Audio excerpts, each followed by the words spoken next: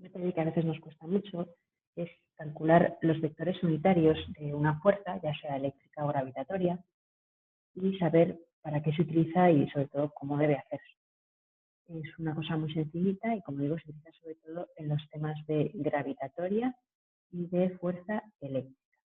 La idea es cuando tenemos varias fuerzas que no están alineadas con los ejes, para poder sumarlas o restarlas debemos tenerlas descompuestas en el eje X y en el eje Y. La cuestión es que para hacer eso nos habíamos acostumbrado pues el año pasado a decir, bueno, pues esta es la fuerza y tenemos aquí el ángulo, 60 grados o lo que sea, pues aquí será la fuerza por el coseno de 60 y en el eje Y la fuerza por el seno de 60. ¿Qué sucede? Que cuando llegamos ahora a los problemas en los que tenemos un punto, el punto por ejemplo 3,2 y el punto de origen 0,0, y tenemos una fuerza que va desde este punto hasta el punto A, lo que ocurre es que es raro que nos pongamos a calcular lo que vale este ángulo, porque tendríamos que empezar a hacer tangentes, senos, la hipotenusa, el cateto opuesto, etcétera, ¿no? Para evitar eso, lo que hacemos es calcular el vector unitario. Recordamos que un vector unitario es aquel cuyo módulo vale 1. ¿Y por qué nos interesa que el módulo valga 1? Pues porque nuestro vector unitario solo queremos que tenga dirección y sentido, el mismo que el de la fuerza que estamos calculando, pero que no tenga módulo para que al multiplicarlo por la fuerza, pues no nos altere el resultado. ¿Cómo se calcula el vector unitario que tenemos aquí? Este vector unitario de aquí abajo. Pues muy sencillo. Lo que habitualmente hacemos para calcular el vector unitario, en primer lugar, es decir, vamos a ver, en el eje X, ¿qué ocurre? Pues que si nos damos cuenta, avanzamos 3 en horizontal en el sentido positivo del eje X. Por lo tanto, sería más 3 con el vector unitario Y, que recordamos que es el que está alineado con el eje X. Y en el eje Y, en el eje vertical, vemos que avanza 2 hacia arriba. Por lo tanto, tendríamos en el sentido positivo del eje Y más 2J.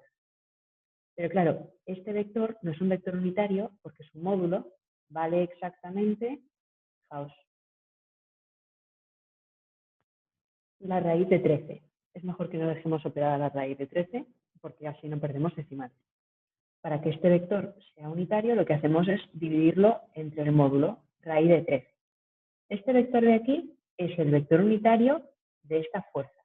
Por lo tanto, ya tenemos aquí calculado lo que vale este vector pequeñín solamente en dirección y sentido, porque su valor numérico sería 1. ¿Cómo se utiliza esto? Pues habitualmente lo que tenemos es la fuerza y queremos dividirla en fuerza en X y fuerza en Y. Entonces, para calcular la fuerza en X, lo que hacemos es multiplicar el valor de la fuerza por la parte X del vector, que viene a ser esta de aquí. Esto es 3i partido raíz de 3.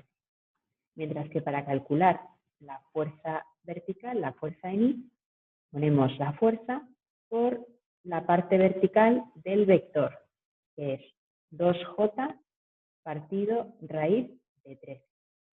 Si nos fijamos en algunos problemas, decimos directamente que la fuerza multiplicada por 3i más 2j entre el módulo raíz de 13 ya es el valor de la fuerza, porque al hacer propiedad distributiva, si lo hacemos bien, haremos distributiva aquí y distributiva aquí, pero tenemos que tener en cuenta que en los dos casos hay que multiplicar por el denominador. Por eso a veces prefiero separarlo para hacer por un lado todos los elementos de la X y por otro lado todos los elementos de la Y. Es verdad que aquí tenemos solo una fuerza, pero lo normal es que tengamos una fuerza ahí, otra fuerza aquí y otra fuerza pues aquí, por ejemplo. Entonces hay que sumar todas, hacer los vectores unitarios de todas para poder hacer los cambios. Importante, si hacemos de esta forma, no dejarnos el tema de la propiedad distributiva el denominador. Recordar que siempre hay que dividir entre el módulo, o sea, esto siempre tenemos que sacarlo, a ver si lo encuentro aquí. La distancia de aquí a aquí, recordamos que se saca por Pitágoras, y lo hemos hecho, x cuadrado más y cuadrado, raíz de todo, raíz de la suma, y este es el valor del módulo de la hipotenusa del triángulo rectángulo. Como digo, este es un cálculo muy sencillo, pero que nos liamos bastante y que aparecen los temas de gravitación y de eléctrica.